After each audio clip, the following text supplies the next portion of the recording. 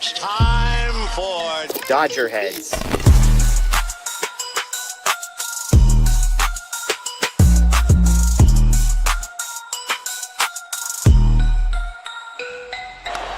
high fly ball into right field. Dodgers have won it all in 2020. Shohei Ohtani, 50-50 club. Strikes him out. There's a drive. Shohei Ohtani. Freeman hits the ball. She is gone. Birthday party, Los Angeles. Your Dodgers have won the World Series. What's up, everybody? Welcome into DodgerHeads Live, presented by DodgerBlue.com, part of the Medium Large Sports Network. My name is Jeff Spiegel, joined tonight by Anthony Witrado.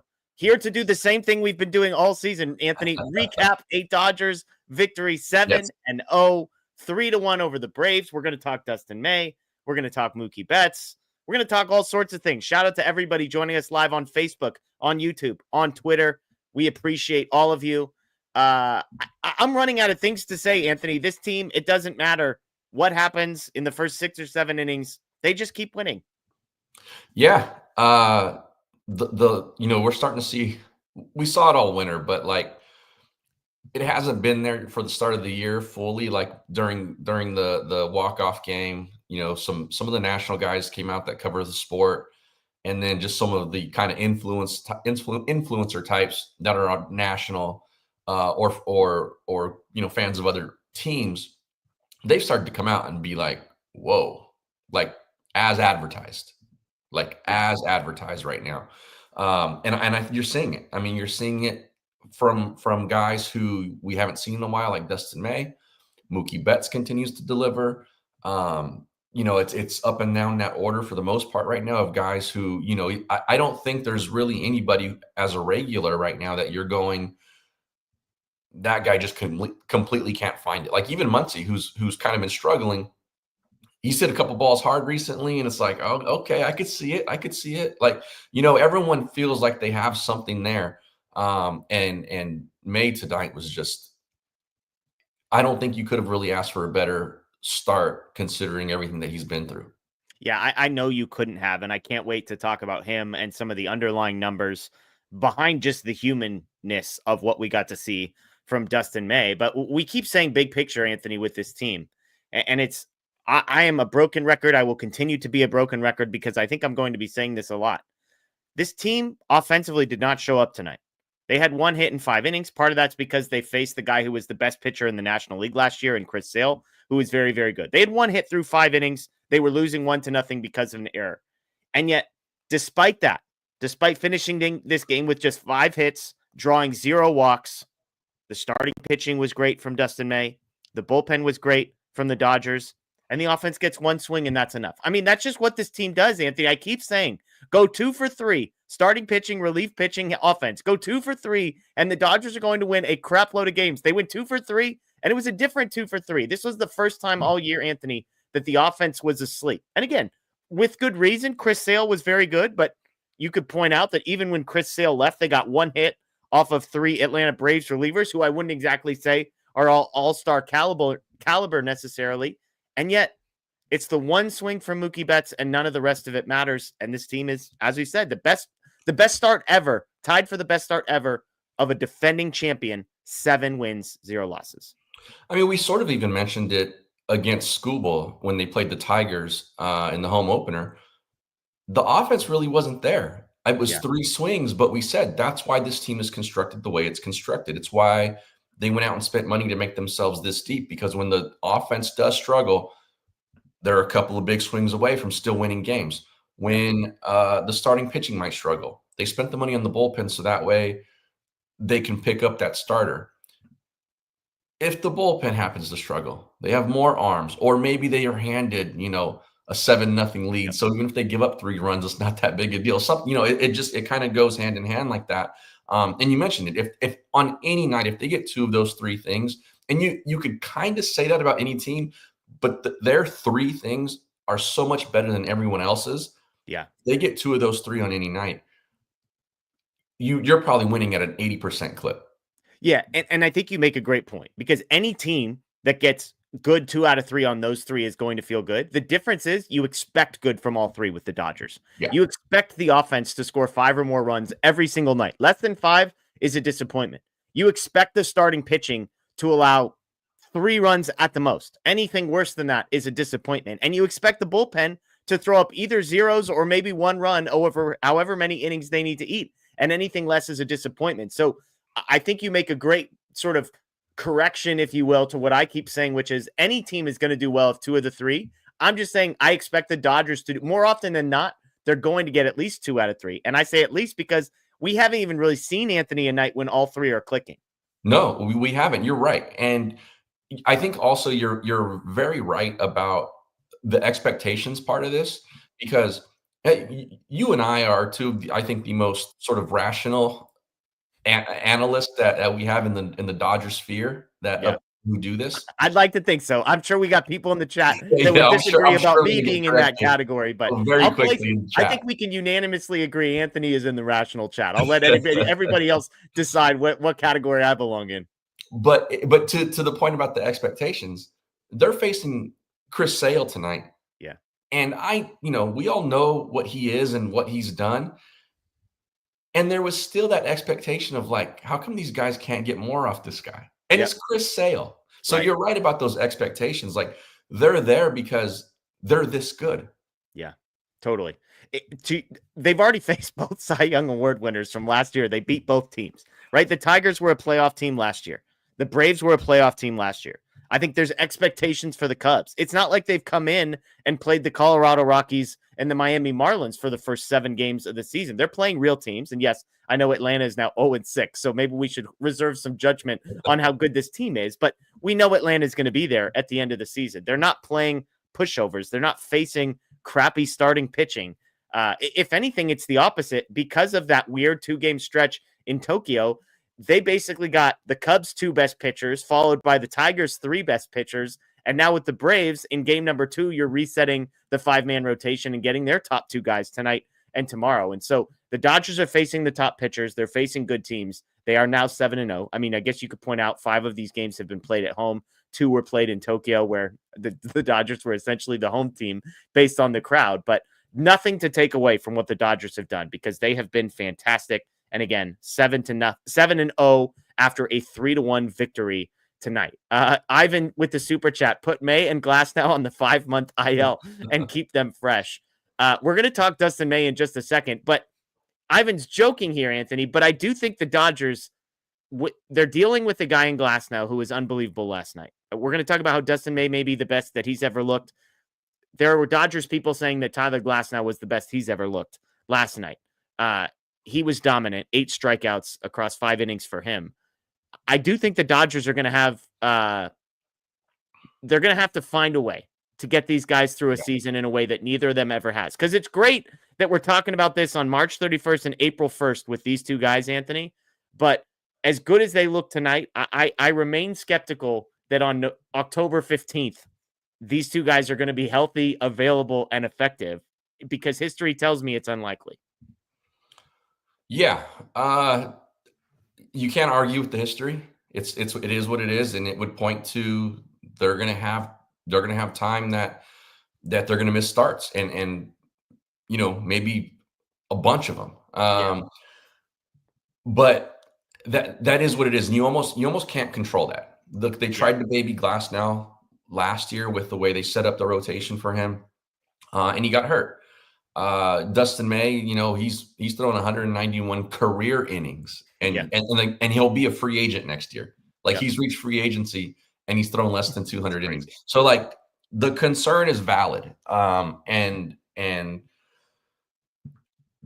sure the Dodgers have thought a ton about this. Yeah. And, we kind of go back to this, good problem to have, where if these guys are all healthy at the same time, like who's in, who's out, all of that stuff. But again, these things kind of have a way to work themselves out. You just hope that it's nothing serious and it doesn't keep any of these guys out from being options when it matters most. And beyond that, you're just crossing your fingers.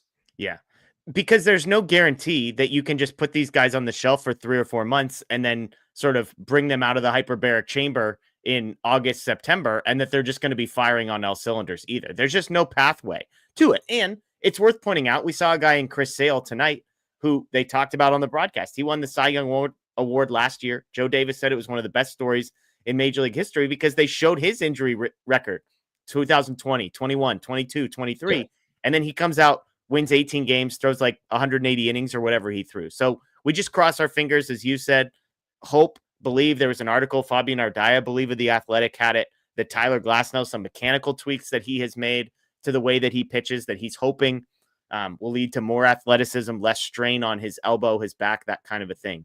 But yeah, it's an interesting dilemma that the Dodgers have. They're going to have a lot of good pitchers and guys that they're just trying to get to the finish line with some health. But without further ado, let's talk Dustin May. 5 innings, 1 hit, 1 run, 3 walks, 6 strikeouts for May tonight. You could see the emotion, Anthony, that he had in this one. He struck out the first batter of the game and just about jumped off the mound like he was Alex Vesia in the 9th inning of a World Series game. And then thankfully was able to harness things and come back and strike out the next 2 guys. A little bit of a generous strike 3 call on batter number 3, but Phil Cuzzy was a hot mess tonight, as I said on Twitter, and it only got worse from there. But he strikes out the side in the first inning. He continues to rack up the strikeouts throughout the game. As I said, 6 strikeouts. He get a 35% whiff rate. We've never questioned the stuff, Anthony. Tonight, somehow, some way, he was able to convert stuff into strikeouts, which is the key to Dustin May. There is no ceiling on how good this guy can be, Anthony. I think really, realistically, he could be a number 1. I don't mean like one of the 30 best pitchers. I mean one of the 10 or 15 best pitchers in Major League Baseball when you look at just pure stuff. But the question is going to be, is what we saw tonight sustainable?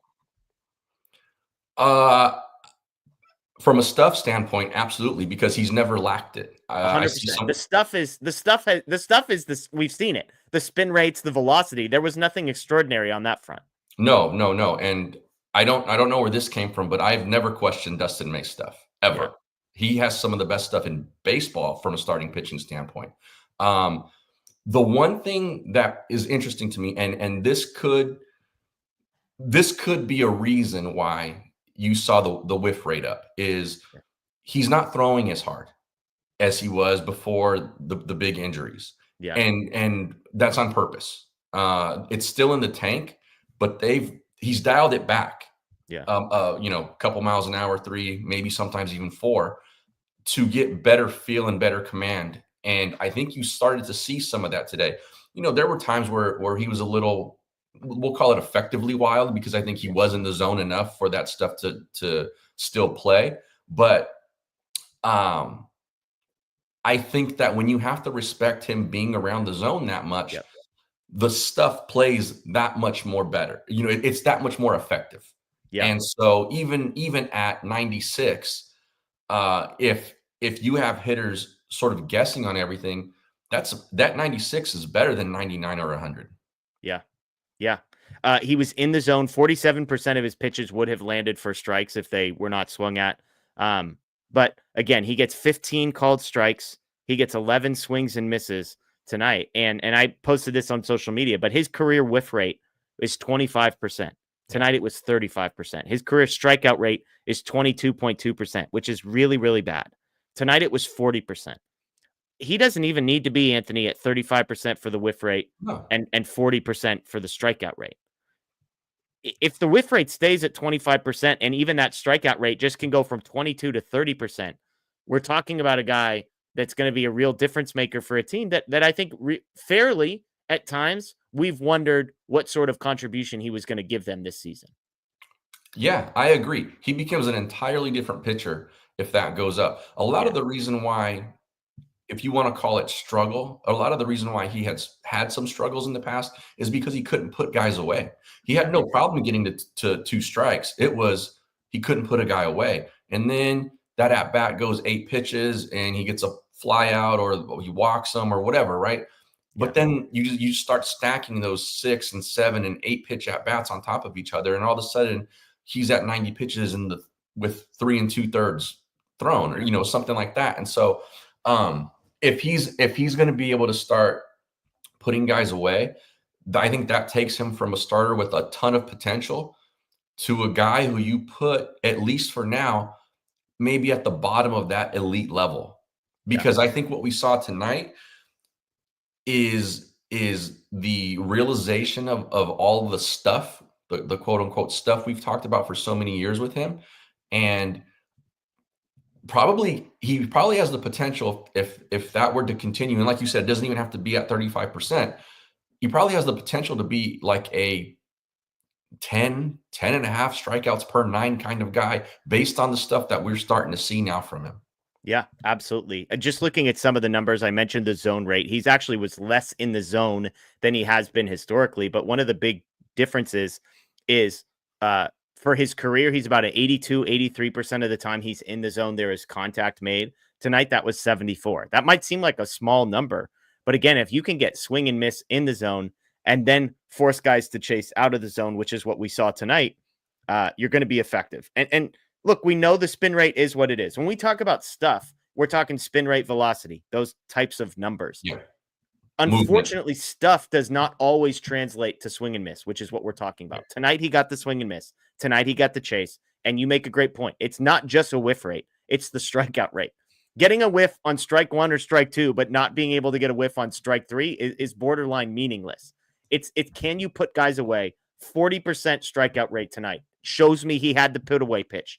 And against a good Braves team, I want to emphasize that. This wasn't a crap minor league level team he was facing. So I'm optimistic. I'm way more optimistic about Dustin May after this performance, Anthony, than I was before. Not that I had low or no expectations, but I'm starting to imagine. I'm starting to dream about Dustin May putting it all together for the Dodgers this season. We've lived with him as sort of this kind of unicorn for so long now, 5 seasons, 5 years, and have always said for 5 years, even when he was coming back last year, if he could just figure that part of it out, a little better command of some of the stuff, find out where that swing and miss can come from, what could this guy be?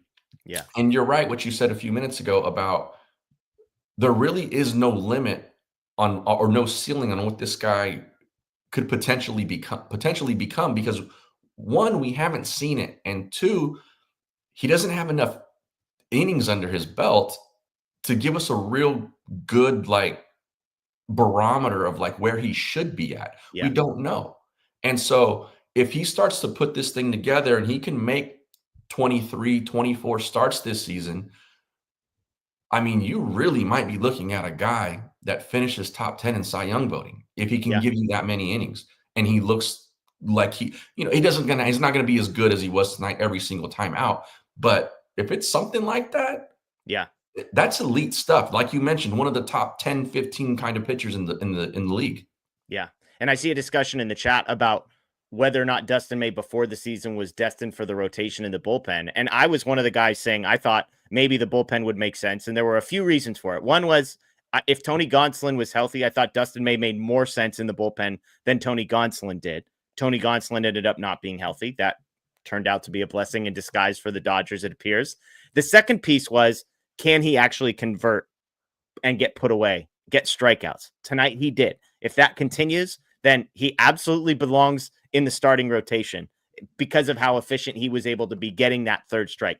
The third thing we won't know yet, the bullpen, in theory, would protect him for a longer period, elongate the impact that he could have this season. If he's able to stay in the starting rotation and, to your point, make 20 to 24 starts for this team, then that will have been a terrible take of many terrible takes, as many people in this chat would tell you that I have had in the last month or so. That one remains to be seen. The first checkpoint was converting to strikeouts. He did that tonight. We'll see if he continues to. I'm optimistic. I believe he can. And I hope I'm wrong. A lot of these, I hope I'm wrong. I hope he proves that he can be a starter, that he can pitch 120, right? Because everybody can't pitch 120 innings, Anthony, until they pitch 120 innings. And then the narrative goes sideways. Let's hope that's 2025 for Dustin May. Yeah, I agree. And, just to the naked eye, like the delivery looks a little less violent. The stuff is, we talked about the velocity coming down just a little bit on purpose. and he didn't lose any movement. It looked like that sweeper, whatever thing he throws that gets to the back foot of the lefty. I mean, that was nasty. We saw it early on in the game, and like you said, if he can finally put it all together, I mean, he becomes a nasty, nasty starting pitcher in this league. And the bullpen thing, I think, that's an understandable question to be asked.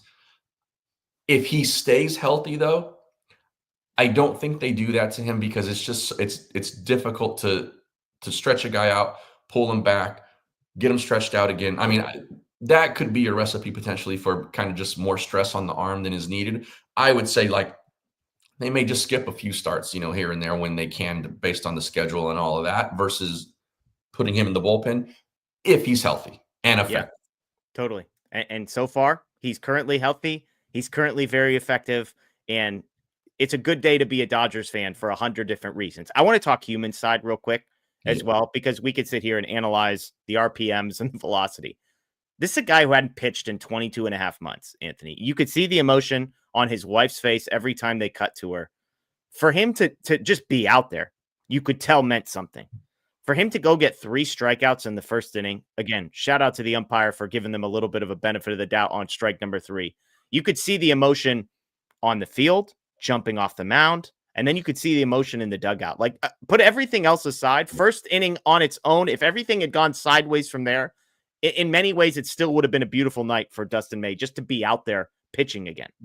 Yeah, and the human side it really comes into play, because we're not just talking about a couple of arm injuries, right? We're talking about a guy who, like the doctor said, if you would have waited a few hours to come into the ER or whatever, like, you would not have made it.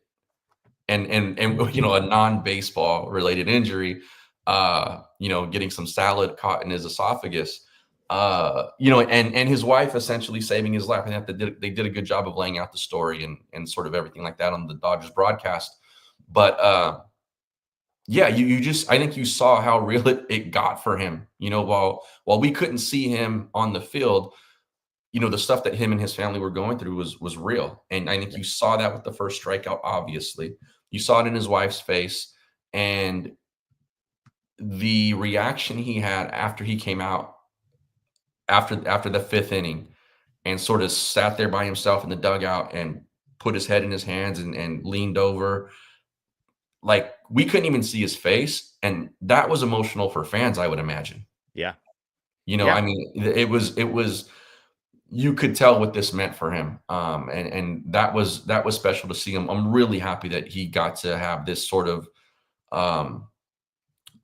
you can call it sort of a bookend to everything that he's been through over the last 2 or 3 years, or you could say the start to this next chapter.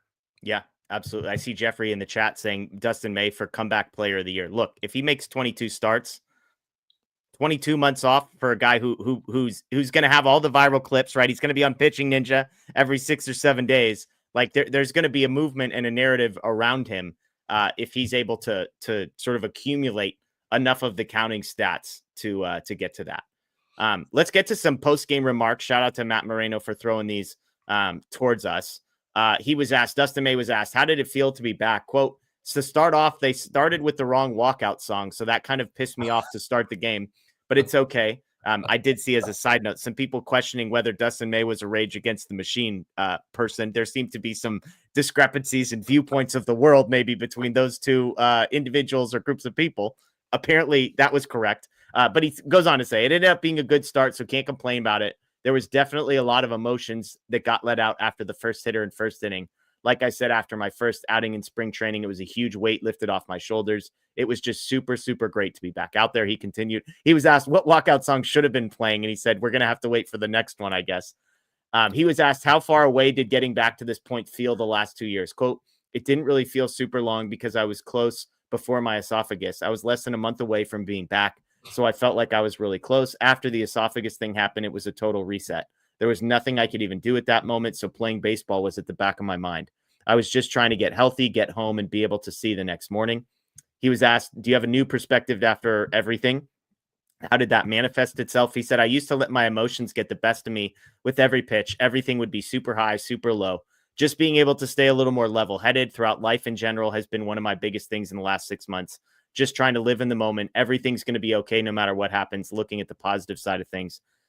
Couple more here. He said, how did emotions in return compare to your debut? Quote, completely different, way more heavy. The debut, the World Series, all that stuff, it's not expected, but you're there in the moment. It's going on and you know it's coming. This is like, I don't know if I was going to come back. So it was a huge, huge sigh of relief. Last thing, thoughts on your stuff. Quote, it was good. That's the best I felt mechanic-wise and stuff-wise. I just have to keep moving forward. Those were his post-game remarks. Again, what stands out to you, Anthony, about all that? I think, again, the sort of human element of this, where, the quote where he mentions, he talks about his debut in 2020 and all that stuff, but then saying like, I wasn't sure if I was going to come back. Yeah. That's heavy. Yeah. Right. That's heavy. That's heavy not only on just his career, but like emotionally, like when he was going through all that stuff. You have to imagine like what that was like. And there's no way that was easy for him. And I think this was sort of the culmination of all of that stress and hard work to get back, and rehabbing and emotional duress that I'm sure him and his family went through last year. All of this was a culmination of that. And for it to go as well as it did, and maybe propelling him from a confidence standpoint to like, man, okay, now I can remember I can actually do this at a really high level in this league. That's got to mean everything for him. Yeah. The part that jumps out to me is just him talking about his emotions and how it's different. And as somebody who, I mean, you played sports at a bunch of different levels.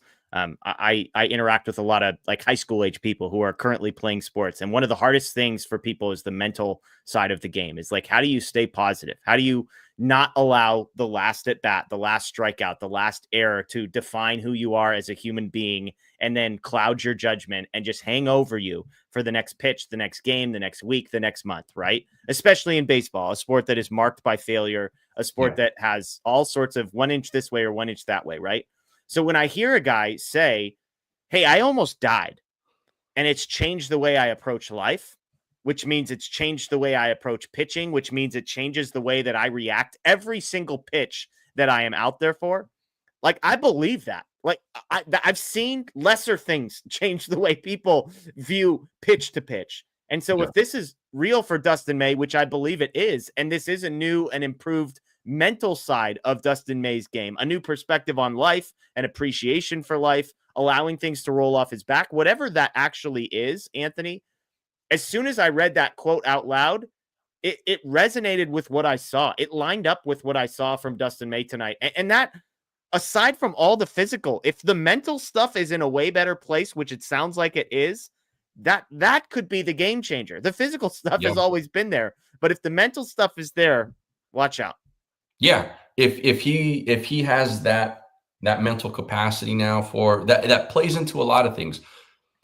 Not getting a call that he thought he should have got, or facing it, working himself into a jam, or maybe going through a little, hey, got a little strain somewhere and I might have to miss a start, and having all of that injury history flood back into his brain, him being able to handle all of that stuff,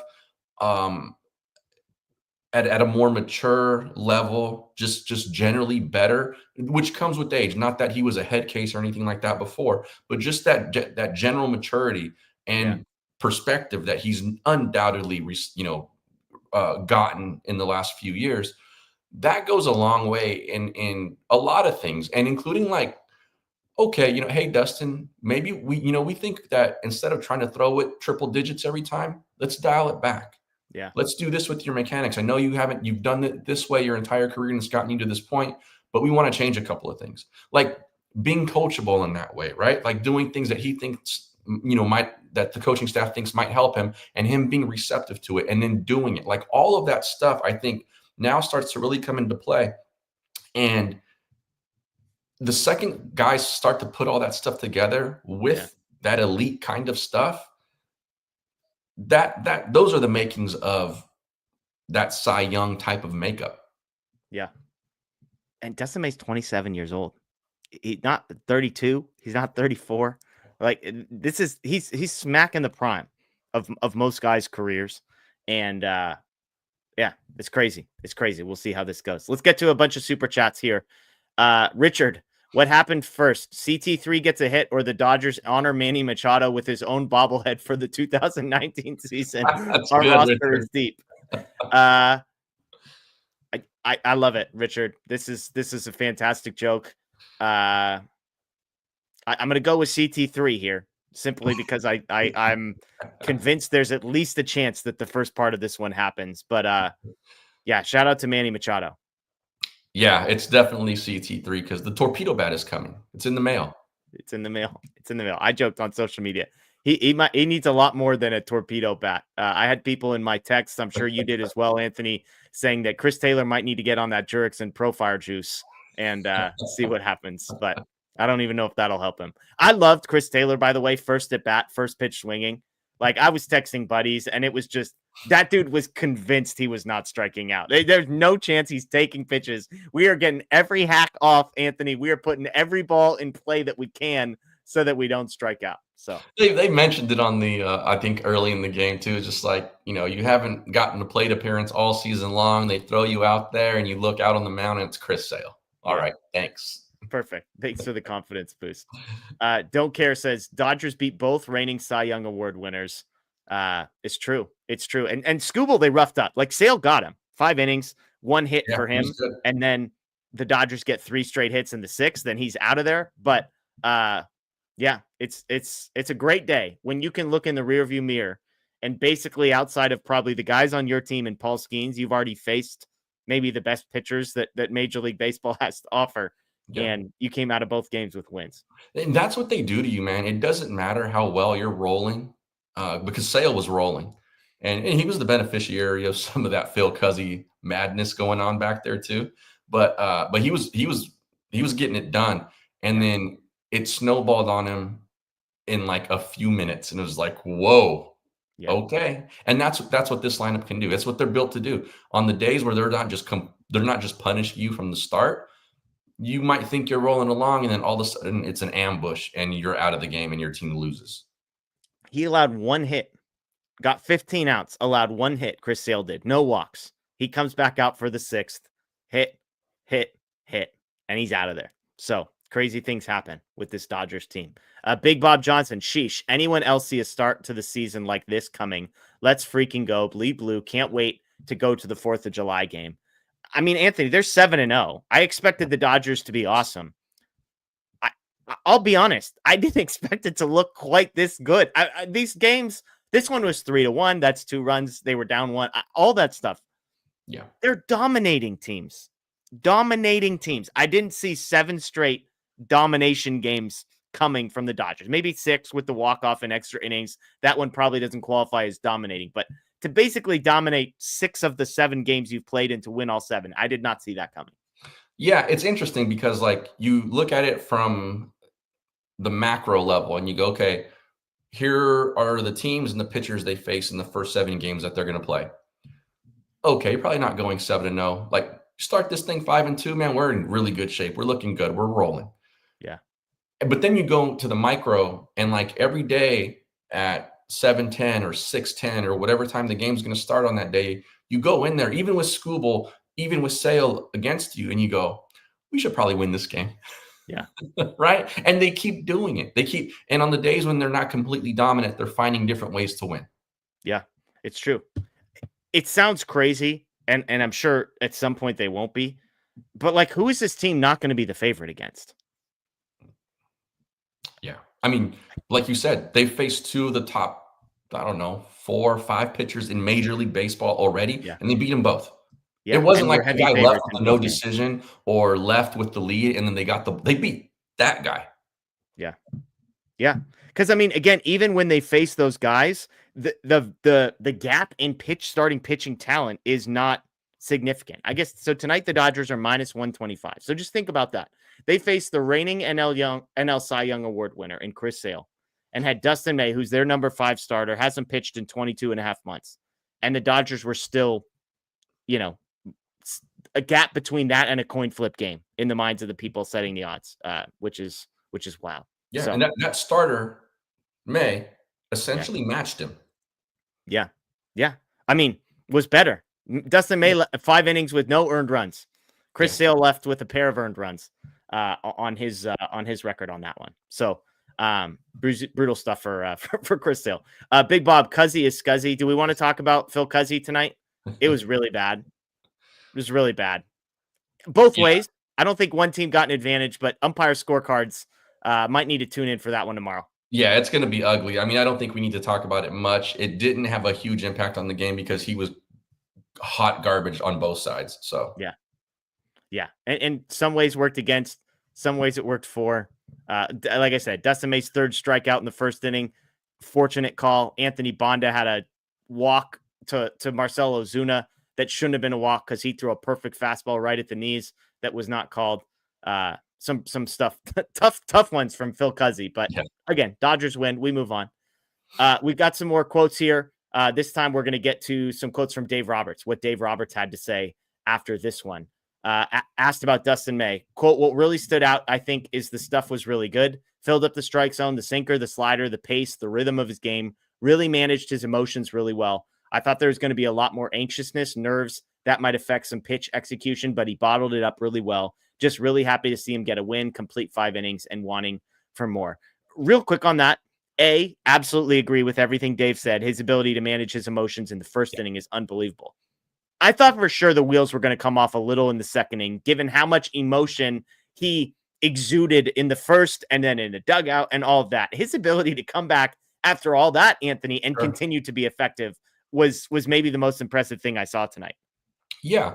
And we talked about the sort of mental maturity and the ability to deal with things, as an older player now, he's 27, like you mentioned, but, just 5-6 seasons in, even though when he wasn't playing, he was still around the club. So like he has that experience now, right?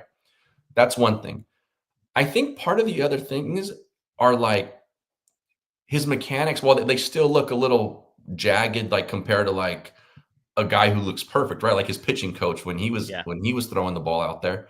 But like I said before, it's less violent and it looks a lot more repeatable. And when stress happens, if you can repeat mechanics, this is what's happening with Sasaki right now a little bit. Yep. When the stress comes and the tight situations come, if you can at least repeat your delivery, very much like a golf swing, if you can do that same thing over and over again, you're gonna find it. You're gonna be okay.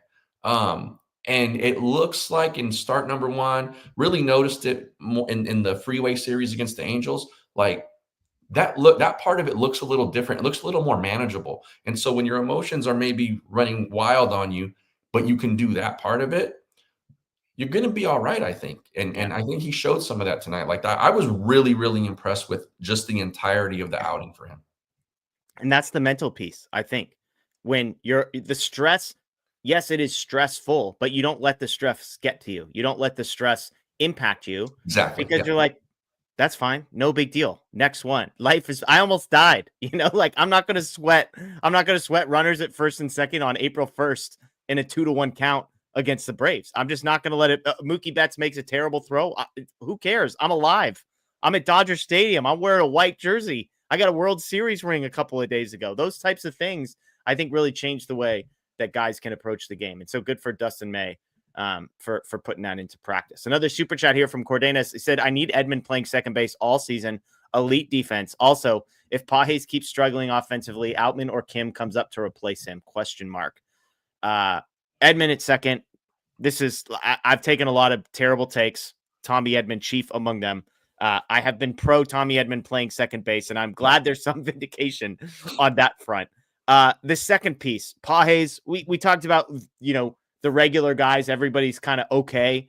Pages hitting 136 to start this season, another 0 for 3 tonight.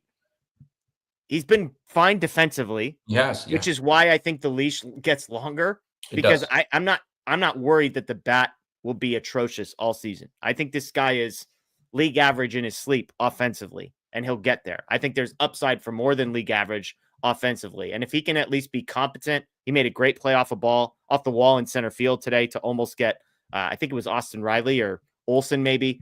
Olsen, I think, at second base. He played that well.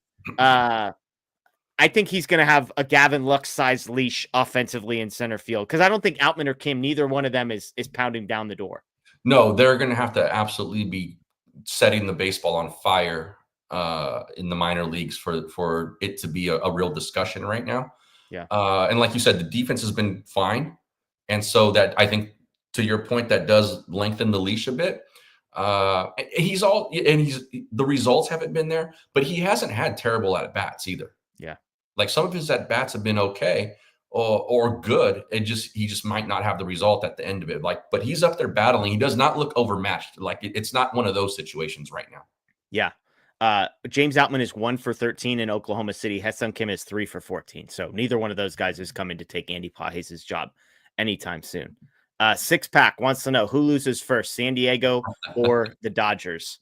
I mean, if you look right above our heads, there's a DodgerHeads sign. So I think you know who the answer is going to be on this show, at least. Am I right, Anthony? Oh yeah. For sure. The sportsbook, by the way, the sportsbook say heading into tonight, it was the Dodgers, Padres, and Yankees, I believe, were the 3 undefeated teams. Yeah. The Yankees lost to the Diamondbacks 7-5. The Dodgers were by far the best odds of the team to be the last remaining undefeated team, for what it's worth. Which says a lot about their roster because they faced both Cy Young winners, as we have mentioned like 5 times already. Totally. And that was going into tonight. So with Sale on the mound, the Dodgers were still the favorites. And now there were 2. So they got past that one. You know, who knows how long. And keep in mind, the Dodgers have played some more games here as well. Let's get to a quick recap here, and then we'll get to some questions. Again, the Dodgers beat the Braves 3-1 in this one. It starts out emotionally with Dustin May, his return, last pitch the middle of May in 2023. The last time we saw him, as he mentioned, Tommy John surgery, comes all the way back, is on the verge of a return, then nearly dies, has a torn esophagus, misses the entirety of last season. 22 and a half months, he comes back, strikes out the side in the first. Top of the second is where things got a little dicey for Dustin May. Runners at first and second with 1 out. Dustin May has a liner that comes back right at him. He ducks to get out of the way. Looks to be a tailor-made double play. Tommy Edman flips to Mookie Betts. Mookie Betts can't get the ball out of his glove. Makes an attempt to throw a ball that he's got like 1.5 fingers on, I think. And the ball, I don't even know, up the right field line feels like it isn't doing it justice. Mookie Betts, I believe, went and retrieved his own throw on this play to give you a sense of how bad it was. It was so weird. And the runner comes all the way around to score. So top of the second, the Dodgers are in a 1-0 hole. Worth pointing out, by the way, the first error the Dodgers made this season. I believe it was their 57th inning. First time they make an error on that one. Bottom of the second, the Dodgers put 2 runners on with nobody out after Teoscar Hernandez gets an infield sinker and Will Smith takes a hit by pitch, but both guys are stranded. Kike strikes out, Rojas pops out, Pages grounds out. Bottom of the lineup, really, really weak for the Dodgers tonight. Top of the 6th, the Dodgers, this is the spot where Anthony Bonda probably should have gotten out of an inning with the strikeout of Marcell Ozuna. Phil Cuzzy messes it up. Thankfully, he's able to get out. I mentioned 1 hit for the Dodgers through 5 innings. Sale comes back out for the 6th, though, and in the bottom of the 6th, Ohtani 2 strikes, he singles, Mookie Betts 2-run home run. I joked, Anthony, he's mastered the 365-foot home run. He's hit 3 home runs in this homestand, and I don't think any single one of them, I'm not sure any of them, didn't any of them make it to the stands even? Did they all land on top of that foam part? One of them was fan interference. I think the walk-off made it to the seats, but the other 2 were just barely got Scrapers, baby. Yeah. Scrapers. Mookie hits the home run. Tommy Edman singles, and that forces Chris Sale out of the game. Tommy Edman steals second. An error moves him to third after a Teoscar Hernandez strikeout. Will Smith, the janitor, RBI single. I believe he's 4 for 5 with runners in scoring position this year. That's why they call him the janitor. Some people are saying Will Smith steals second, but he gets stranded there. And that was pretty much it. Dodgers bullpen comes in. Bonda was great. Vesia was dominant. Treinen was really good. And even Tanner Scott, first ball in play, 106 miles an hour off the bat. We're going to set that one aside. But 1-2-3 inning for Tanner Scott. Still doesn't totally look himself, Anthony, but the job gets done for the Dodgers. Again, 3-1 victory over the Braves, and Mookie Betts with the key hit. Yeah. Mookie, man, so impressive. He's so impressive. Like, we've talked about this before. We're like, I think he's easy to take for granted because we have Shohei and just, there's other stars on the team, but like he just consistently is coming through on big stages for years now. For years. Like this isn't just a new thing for him. And even going through what he went through with all the weight loss and the sickness and all of that stuff. I mean, he told us, he was like, I still feel strong. Like, I'm all right. And we were like, yeah, you lost 25 pounds in 2 weeks, bro. I don't know. And then he's like, well, let me show you with these 3 homers. Right. Hey, doesn't matter 100th row or the first row. They count the same, right? It's like an infield single is a line drive in the box score. That Mookie Betts home run was 450 feet in the box score.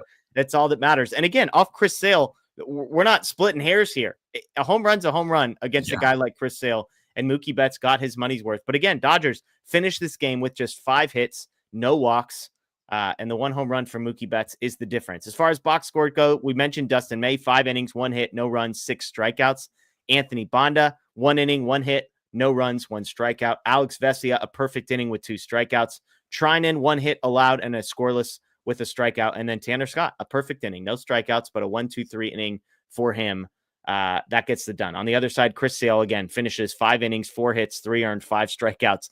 That stat line doesn't feel like it totally encapsulates how dominant Chris Sale was to start, but that's baseball, right? You come back out for that 6th inning, you gave up 3 hits, get no outs, and you end up with all 3 earned runs on your record for that one. Dodgers win again. They go to 7-0. It is tied for the best mark in Major League history by a defending champion. And they continue to roll here. Apes Against the Machine, who probably like Dustin May's entrance song, I'm guessing, maybe more than him.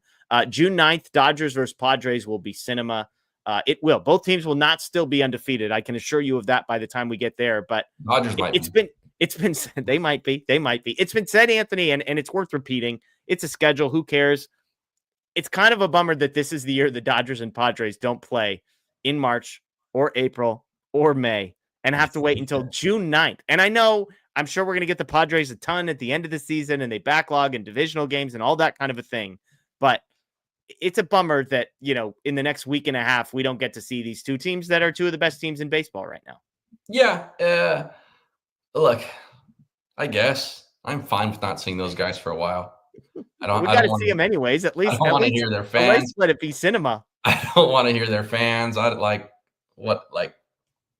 It is what it is with that team and that fan base. But I posted it. Speaking of the Padres, real quick, I'll tell the story. I posted on social media that Jackson Merrill was wearing the relevant T-shirt with Jurickson Profar on top of it. I follow a guy by the name of Kyle Glazer, who used to be with ESPN, who is now covering the Padres. So it showed up on my timeline. I was not searching for Padres nonsense. I retweeted saying the Dodgers are so in these guys' heads that even when the Dodgers aren't there, they're wearing shirts. The shirt, of course, was inspired by Will Smith calling Jurickson Profar irrelevant.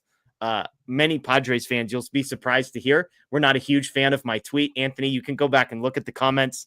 It got a lot of retweets from Dodger fans and a lot of horrific words and things said to me in the comments below. And then, wouldn't you know it, Anthony, 3 or 4 days later, the very relevant Jurickson Profar, as relevant as he's ever been in the news cycle, some might argue, 80-game PED suspension for a drug, by the way, that is used to mask a steroid cycle. So he didn't quite get busted for steroids, but he took a drug that you kind of only take if you were already taking steroids. So he got paid. Ramirez got popped for. What's that? The same thing Manny Ramirez got busted for. There you go. So I guess good for him that he got paid. Bad luck for the Braves that they're the ones paying him. I know they get out of 80 games of it, but the next 2.5 years of that contract, I'm guessing, are years they're going to want back. Assuming the Braves make the playoffs too. No Jurickson. Oh, is that part of the rule? Yeah, I believe they're not eligible for the playoffs. Okay. Let's hope. Golly, that's amazing. Yeah. So, but yes, the Padres are very good right now. Let's hope by June they're like 7 games back. Okay. I'm good. I'm all right with it not being cinema in June if they're 6 or 7 games behind. Okay. Yeah. So yeah. If all players who have served a suspension for PEDs in a given season are ineligible for postseason play that year. So there you go. Look at this guy knowing his rules. Hawaiian Kira, Mookie's still magic. It's true. Dang it. I should have worn I got my Mookie Magic shirt right over here. That could have been my shirt tonight from the 2020 playoff run. Gosh dang it, Hawaiian Carrier, you're on top of it. You're driving home, you said too. So shout out to you. Let's get to some questions, all caps questions in the chat, and we will get to as many of those as we can. Again, thank you. We're up over 1,600 people in here live on Facebook, on YouTube, on Twitter. Thank you. If you're on YouTube, please go ahead, hit the like button. If you're not subscribed, please go ahead and subscribe. We'd love to have you be a part of what we're doing here. We do live shows Tuesday nights, Thursday nights, and Sunday nights. If there's a game, it'll be a post-game show. If not, it'll be in the 7 to 8 p.m. range, just talking Dodgers baseball, recapping what we've seen, previewing what's ahead. We've also got short videos and interviews that go up throughout the week. We had Farhan Zaidi on the channel. Blake's got an exclusive interview with Anthony Bonda that should be posting in the next couple of days, as well as just all the post-game content. I mentioned Dustin May, his post-game comments, Dave Roberts' post-game comments. Those interviews will all be posted on the Dodger Blue YouTube page, at least most of the time, almost all of the time. So go ahead, subscribe, and hit the like button. We would greatly appreciate that. Wants to know thoughts on the 7, 8, 9 hitters not getting on base much or at all for Ohtani and Betts. Kike Hernandez, Miguel Rojas, Andy Pages, Chris Taylor. Those were the guys at the bottom of the lineup tonight. 0 for 12 between the 4 guys in the 6, 7, 8, and 9 hole tonight, Anthony. Yeah, I don't know what that bottom third of the order is for the season. 0 for 12 on one given night where most of those plate appearances came against Chris Sale. It happens. There's going to be nights when the top 3 go 0 for 12 too. Miguel Rojas is not a guy I have a ton of confidence in when he's up at the dish right now offensively. I would put Chris Taylor in that bucket as well. These are guys that we talk about how deep the Dodgers are, how talented they are. There's a lot of teams in Major League Baseball that have got Miguel Rojas and Chris Taylor types in the lineup every single day. Yeah. I think maybe it's just more stark that when we see them, that we're not used to seeing automatic outs in our lineup ever. So to see one of those guys hitting 7th tonight, I think was a shock to the system, especially because he came up twice with runners in scoring position and went 0 for 2. Yeah, I think too. Like, look, other teams don't know who the hell Chris Taylor and Miguel Rojas are. We do because this is the team we watch every day, and they're worried about their own guys who are in this same boat that those two are in. But it was the Miguel Rojas stuff. It was a reason. Now, last year he had kind of a career year offensively, at least for like expectations. And it was last season I had this concern. I definitely had this concern this season when there was a lot of talk about like, should he just be the starting shortstop and keep Mookie and Wright? Like there was talk about like how to maneuver the defense. And anytime Miguel Rojas's name came up as a regular, I was like, no. Yeah. No. I joked to some friends, nobody is happier that Chris Taylor exists than Miguel Rojas, because if Chris Taylor did not exist, I think we'd be having a lot of Miguel Rojas conversations on shows like this one. Don't care 187. Will the bullpen be dead at the end of the year if they keep pulling starters after 5 innings or less? They are going to go to a 6-man rotation at some point, presumably sooner rather than later. They will get an extra pitcher once Ohtani is actually pitching, but an 8-man rotation, an 8-man bullpen seems to be the plan for the season, Anthony. Yeah, and this is sort of how a lot of teams work their starters it's April 1st. Yeah. I know we've played 7 games, but it's April 1st. 3rd, 4th time around, these guys will get up to 100 pitches. They'll be going 6. If they're efficient, 7 innings. The Dodgers will rarely let their starter go beyond that anyway. But it won't always be 5 innings. It's kind of first time around for all of these guys. That's sort of going to be what it is. So I don't think that's a thing where they're saying like, okay, all season long our guys are only going 5. So shouldn't be a concern. And I think for the most part, the guys in the rotation are good enough that they should be getting them 6 innings on a pretty regular basis. Like I know the Dodgers, I think, got the least amount of innings out of their starters last season. But if this rotation is healthy, that's going to change. Yeah. And on a 6-man rotation, you would hope for some more. We got a bunch of great questions in here, Anthony. You and I are rarely super great at being quick, but we're going to try our best to file through as many of these as we can. Yeah, Eden says, I am simultaneously excited and terrified for Roki versus Philadelphia. Thoughts? Would you describe yourself as more excited or terrified, Anthony? No, I'm more excited. I am very excited about Roki still, even with what's going on. And to make this quick, Jonathan LaCroix is an idiot. And he was a guy I covered who I actually liked and had a good relationship with. Look it up if you don't know what is going on there. He said some bad things about Roki. And to everyone else saying anything about Roki getting emotional in the dugout, like, shut up. Yeah. Like to say like, oh, you're soft or you're weak to do that. Like, no, dude, you don't know. You don't know how you would react in those situations either. And also, who cares? Who cares if you did react that way? And you know what? The Dodgers and Dave Roberts and that clubhouse culture that we always talk about has had a track record over the last few years of really embracing guys who kind of do that and saying like, hey, man, we're there for you. And it's kind of worked out for him. Yeah. I would say I'm more terrified just because I think he's got some things he's trying to work on in the Philadelphia lineup. Schwarber, Harper, those aren't guys I would want to be working stuff out while they're in the batter's box. So we'll see. Sign stealing scandal. Does May have a path to a qualifying offer? The answer is absolutely yes. If he pitches even remotely close to this, if he even flashes this, the Dodgers might tack the qualifying offer on there. Either A, it's a 1-year deal. There's no such thing as a bad 1-year deal. Or B, somebody signs him and you get a comp pick. So I think I would put a greater 50% chance, Anthony, that Dustin May gets a qualifying offer at the end of this year. Yeah, I think that's fair. Scooter Booter, how'd you feel about Tanner Scott today? Velo still a little concerning today. Loud contact, I should say. You were not worried a couple days ago. I doubt a couple games in between worry you. Still no issue, no concerns at all with Tanner Scott in your mind. No issues at all with that. He's been asked about it, and he said, hey, I'm always a little down early in the season. It kind of comes as we go. And then I think Dave Roberts said too that like there was a couple of things early, like that might have been mechanical. Well, Dave said there was nothing mechanical. Joe Davis said on the broadcast that it was mechanical. So you can take your choice of who you want to believe there. But I think most of us are going to believe Joe Davis. Yeah. And so I think he's working through a couple of things, and combine that with the fact that I according to him, the velocity starts a little lower and then he kind of gets it going as he gets moving. I'm no concerns about him. Like, if he's got a 4.5 ERA in the middle of May, well, I'm sure we'll have the conversation long before that, but then I'll be concerned.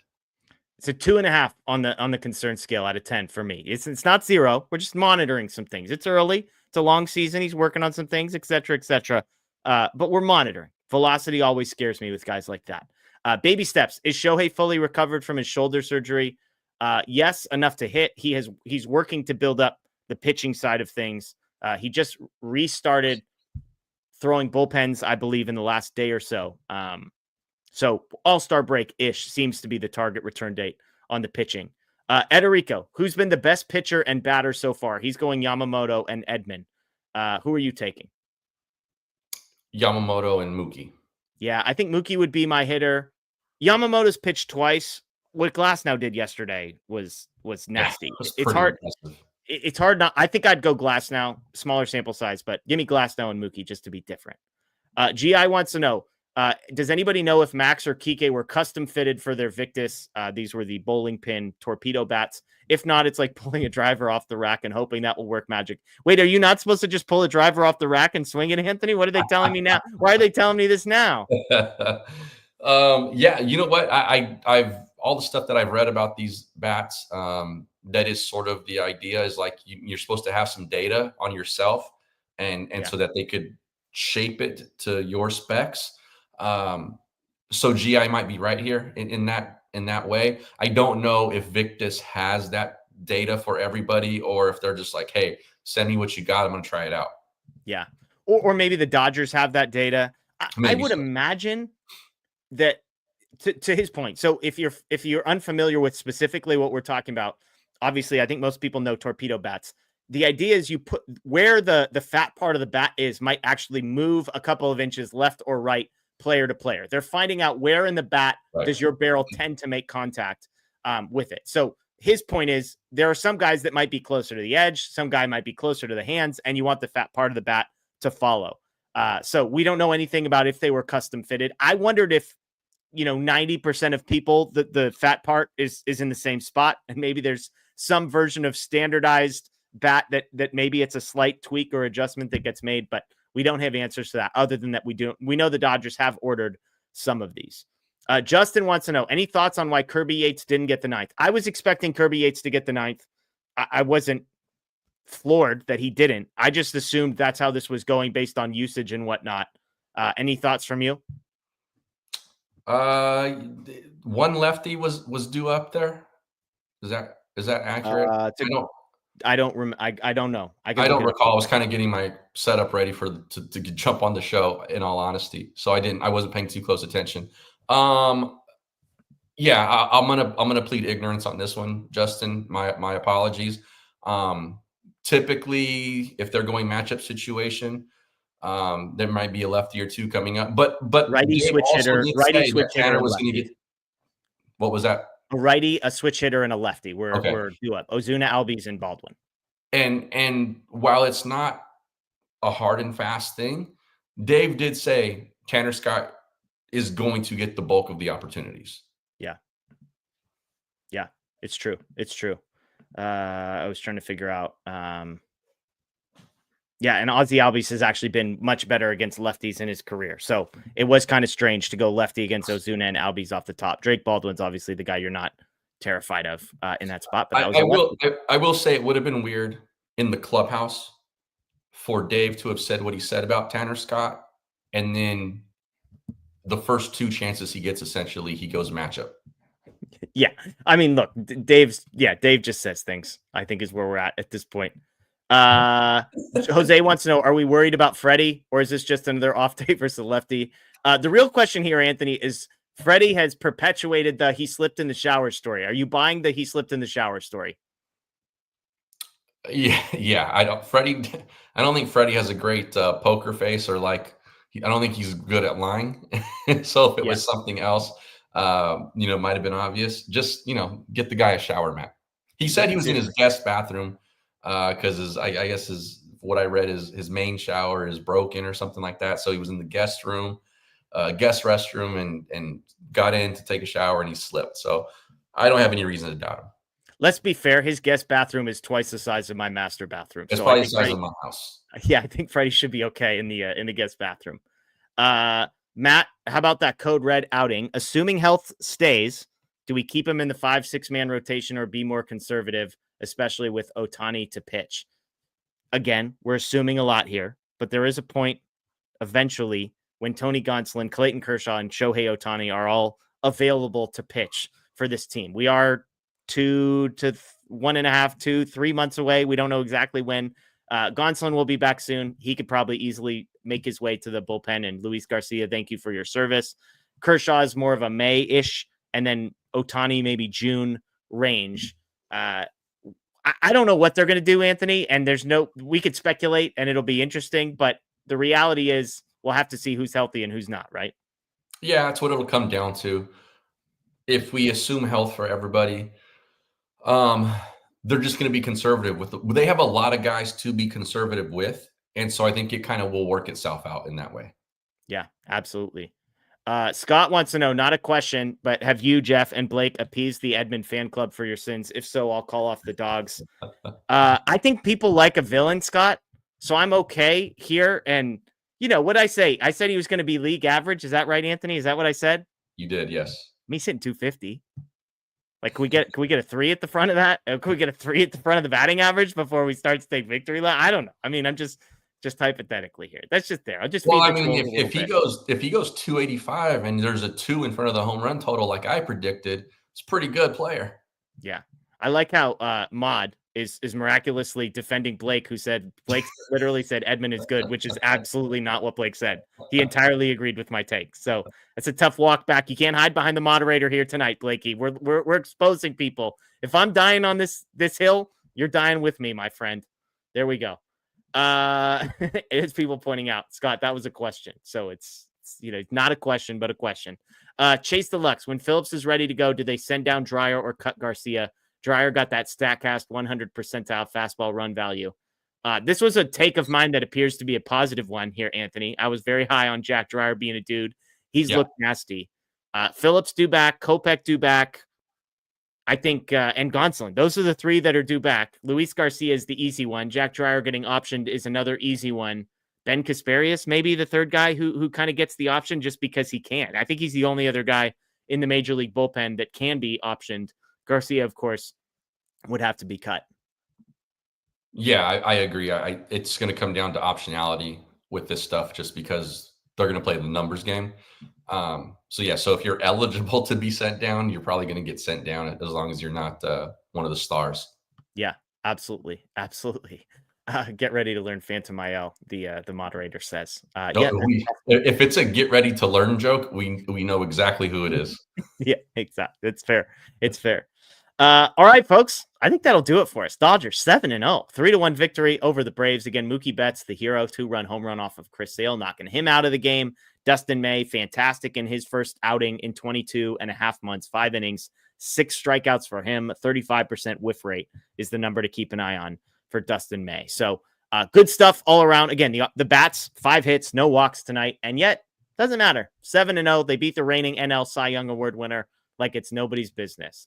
That is Anthony Witrado. I am Jeff Spiegel. Folks, we will be back on I will be back on Thursday night. It'll be either Thursday night will be a rotation. It'll be me and then either Blake or Matt or maybe Daniel mixed in every once in a while, maybe a special guest here and there to be determined. And then Anthony and I will be back on Sunday night as well. So we hope you will join us. Again, if you're new around here, please go ahead, hit the subscribe button. We've got an exclusive interview with Anthony Bonda that'll be hitting our channel in the next day or two. That should be really, really awesome. And if you missed it, we have an interview up with Farhan Zaidi. That was a lot of fun. Former Dodgers general manager, Giants president of operations, as well as a current special advisor to Dodgers ownership group, helping out with the Dodgers and some other stuff. You can check out DodgerBlue.com for a game recap. You can check out Dodger Blue 1958 on social media everywhere. And again, post-game interviews and coverage will be live on this channel as soon as we are done as well. Folks, 7-0, the Los Angeles Dodgers. It is tied for the best start to a season by a defending champ in Major League history. They go for the record against the Braves tomorrow. That is Anthony. I am Jeff. Enjoy the rest of your night. Go Dodgers. And yes, still champs.